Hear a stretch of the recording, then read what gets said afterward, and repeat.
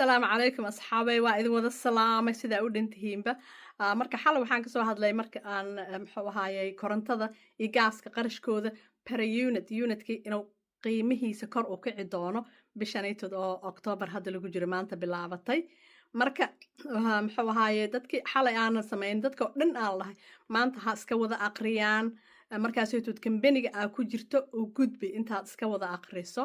aa leedahay aniga waa kana isticmaalkayga oo hadda wixiina soo dhaafay wixii hadda ka dambeeyo si estimate aan lagugu soo dirin estimate waxaa qiyaasaa lagu soo diraya laga yaabo waxaadan adiga isticmaalin inay kuu soo diraan marka waxaa yeeshaa haddaadan miiter iska akhriskiisa aadan haysanin bisha kowgeeda ama laga yaabo in oo qarash dheeraada lagu soo diro aadan isticmaalin marka waxaa yeeshaa qof kastow aqriya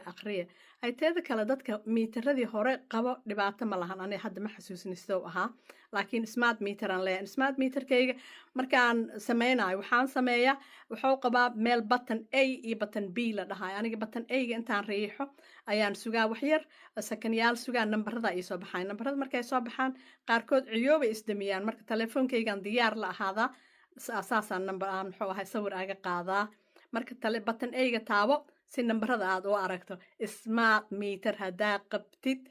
marka muxuu ahaay dad oo ay u soo bixi weysaa jirto nambaraba meesha uga soo bixin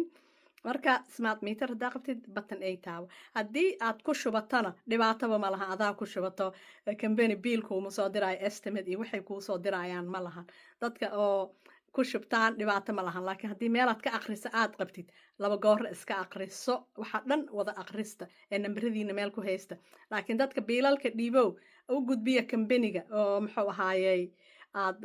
muxuu ahaay aad ku jirtaan kambanigiina u wada gudbiya salaamu calaykum soo dhawaada